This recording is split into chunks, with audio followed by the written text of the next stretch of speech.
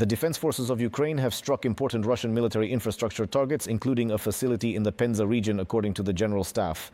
This targeted research and development center manufactures sensors for Iskander and Kalibr cruise and ballistic missiles, components for aircraft onboard systems, and equipment for military space applications. There are impacts and smoke reported at the site. And the long-range sanctions have also been felt at the oil refinery near Ufa. This is one of Russia's largest lubricant producers, located more than 1,300 kilometers from the front line. Transport and logistics infrastructure have also been attacked, with both road and railway bridges damaged.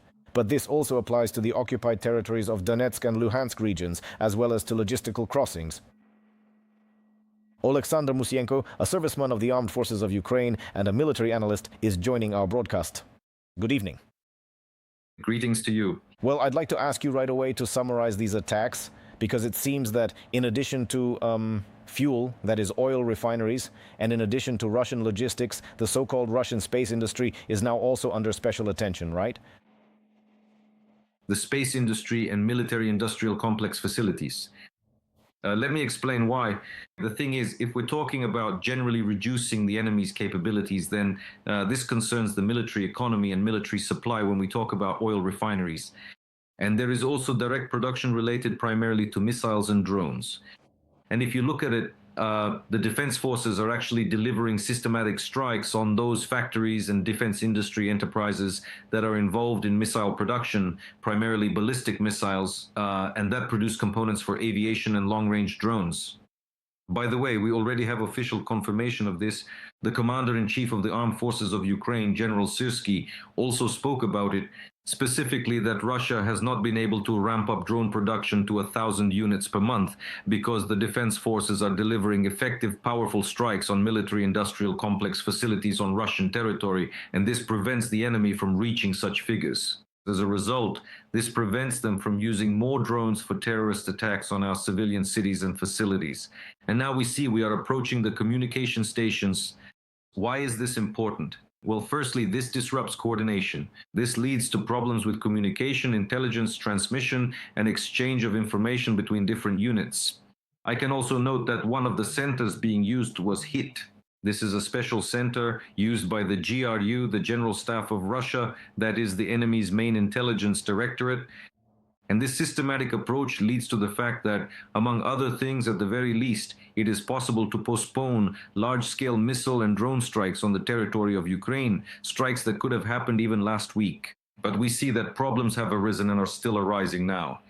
And in this way, such a combination, when strikes are carried out on sites producing components and elements for missiles and drones, plus the disruption of communication systems, is aimed, among other things, primarily at disrupting the operations of both military aviation, especially strategic aviation, as well as the enemy's reconnaissance capabilities, and also their ability to prepare large-scale missile and drone strikes. And of course, when we talk about the Russian military-industrial complex, even if the next large-scale enemy strike might not yet show a noticeable reduction in their capabilities, after one more strike, I think it will already be possible to observe certain, let's say, deviations from the number of missiles the enemy is able to use. So this is targeted at that. Well, I can also say that besides military needs, these communication centers also provide, among other things, connectivity to remote regions of Russia, which are used by strategic industries, used for geological exploration, satellite monitoring, oil and gas extraction, and much more. Therefore, this is, let's say, a significant blow to these facilities, both to Russian military capabilities and to the capabilities of, among other things, the strategic military economy. So these Russian capabilities, first of all, the ones they currently have, if we're talking about air defense, what does that look like? Because of the intensification of Ukrainian attacks and the expansion of what falls within our sphere of interest, we started this conversation with you. Are the Russians trying, well, it's clear they're not succeeding, but are they at least trying to respond in any relevant way in terms of countermeasures, air countermeasures to these threats? Well, it's noticeable that the enemy is trying to do something. Of course, they are looking for solutions. After all, they have received orders from Putin, from the Minister of Defense, from Gerasimov, and so on. And they are trying to take some actions, studying our attacks. But we have to understand that, let's say, all these attacks that are happening now, if you look practically every day, we receive daily reports from the General Staff of the Armed Forces of Ukraine with confirmed successes and results of our strikes. So we see that our deep strike strategy is working very effectively and more effectively than before. That's a fact. And actually, the idea is that it's like a shock.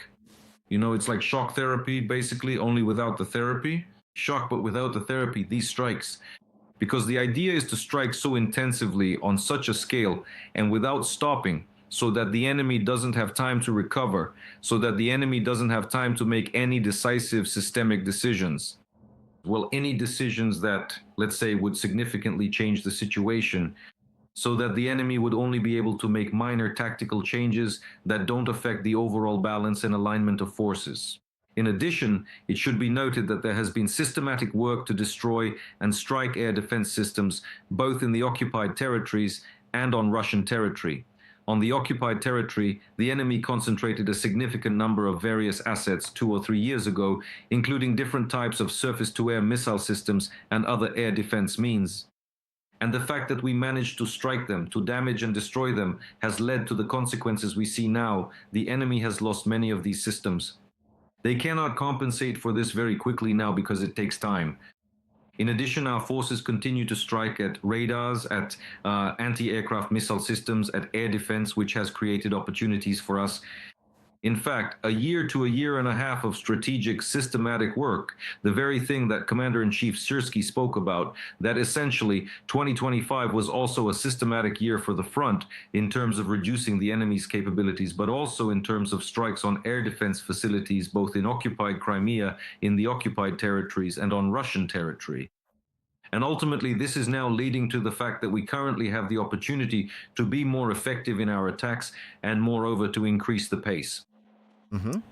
Well, I think now we'll add exactly what is being discussed in the Ukrainian military and directly by Oleksandr Musiienko regarding these strikes, Ukrainian strikes on Russian logistics.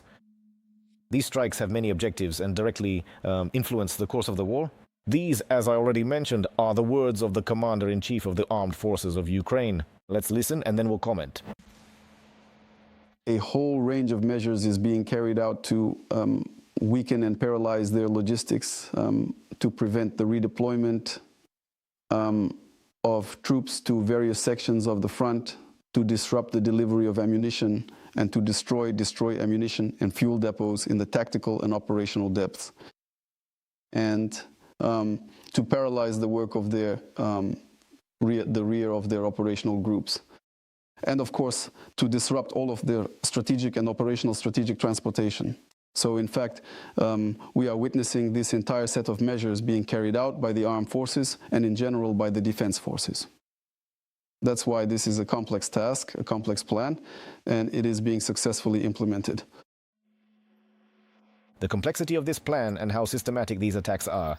For some time now, we have been talking about the actual establishment of air control over the occupied territories, primarily in the south, such as Zaporizhzhia region, Kherson region, and also Crimea. Aside from this systematic approach, what else should we pay attention to here? The systematic nature is very important. That's a fact. I can say that what we should pay attention to is that the defense forces are finding solutions. Let's say right now the enemy is taking certain measures, let's put it that way, trying to camouflage things like transportation and so on, changing routes and approaches. But still, the defense forces are finding approaches, coming up with solutions, enhancing reconnaissance. I can say that we are talking about strengthening our intelligence capabilities and capacities, which have somewhat increased, again, as a result of striking air defense targets, electronic warfare systems, and more. And the next thing we see, if we add to the features, to what was perhaps less common before, pay attention to the strikes directly, including in the east or southeast, that's the occupied Donetsk region, directly from Mariupol, the disruption of connections further into the occupied territory and to the west and north toward Donetsk. In particular, strikes on bridge infrastructure and other crossings are being carried out in order to reduce capabilities here.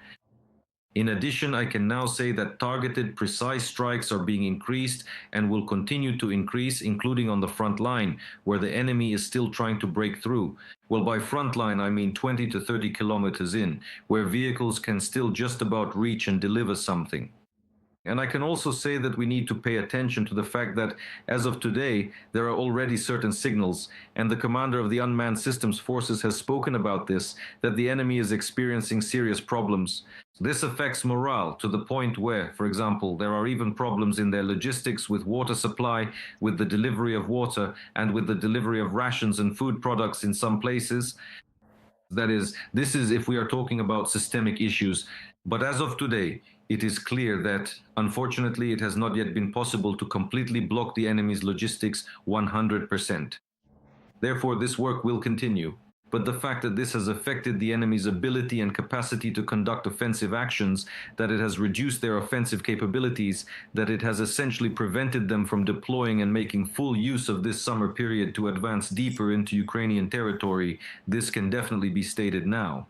Well, let's talk in more detail about the Russian oil refining industry and how the attacks on these facilities look. In June, as part of the Deep Strike campaign, the defense forces struck 11 Russian oil refineries, 7 fuel logistics facilities, 8 military enterprises, as well as space communication centers, ships and ferries also came under attack.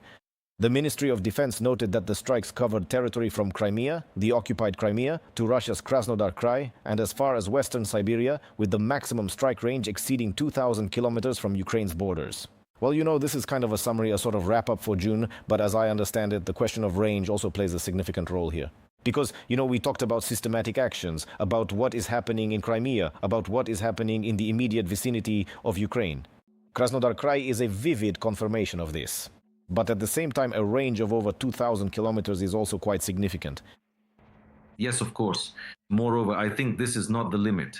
We clearly understand what needs to be achieved, and there are ongoing developments and work to increase flight range, including for drones, as well as efforts on our missile program. This is very important in order to have more means of aerial attack that would make it possible to reduce the enemy's capabilities. There you can see, well, 2,000 kilometers, but for example, there was earlier information, now it is being clarified and verified, about possible air raid alerts in the Omsk region just today. Was it just panic on their part, or did they actually detect certain aerial targets? There is also a large Russian oil refinery located there, which so far remains undamaged. That's why work continues on increasing the range, and efforts are ongoing to reach targets as far away as possible. And so that, let's say, there are no truly safe places left for the Russian military industry. We can see that the strikes being carried out are aimed both at oil refineries and, by the way, directly at military industrial facilities. And that is also a fact. We can also point out the information that has emerged so far preliminary, that in the area of the Kurganmash Zavod, which is 2,000 kilometers from Ukraine, explosions were heard, sirens went off, and there were fires. And 2,000 kilometers, that's a huge industrial zone.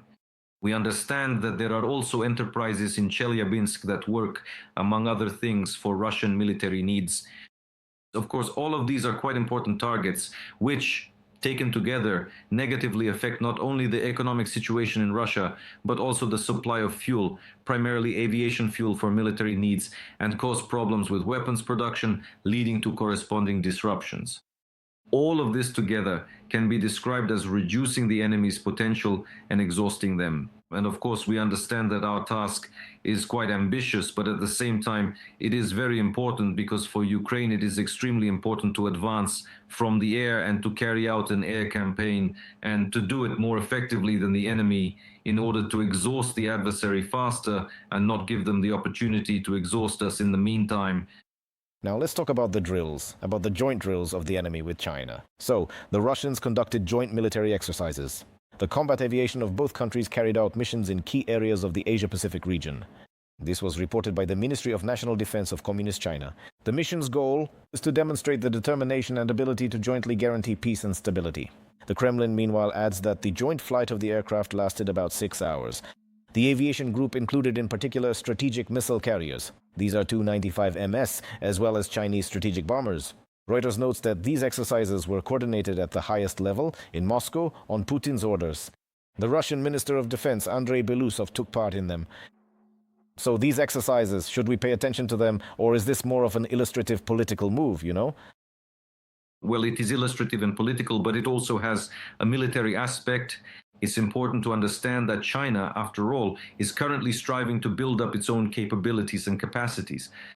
No matter how things stand, they are also seeking to involve and acquire from Russia what they might not have themselves. Well, this concerns not so much aircraft, of course, but more about submarines. They are interested in this, just as, by the way, North Korea is interested in order to obtain their own nuclear submarines, their own nuclear-powered submarines. But we see that this is about military technical cooperation. And I would say that basically, why does China need this? China needs this in order to show that, in fact, how do they perceive it? They do not perceive it from the point of view that they need, right now, Russian bombers or Defense Minister Belousov. No, they want to demonstrate that as of today, in their part of the world, as representatives of the global East, which in the long run is trying to compete with the global West, they are throwing down a challenge, and individual states and countries are trying to align themselves with them, to conduct joint exercises and so on, that they are not alone in this. So it's more about that. It's a more geopolitical dimension. Thank you. Thank you for the conversation, Oleksandr Musiienko. Let me remind you, a serviceman of the Armed Forces of Ukraine and a military analyst was with us live.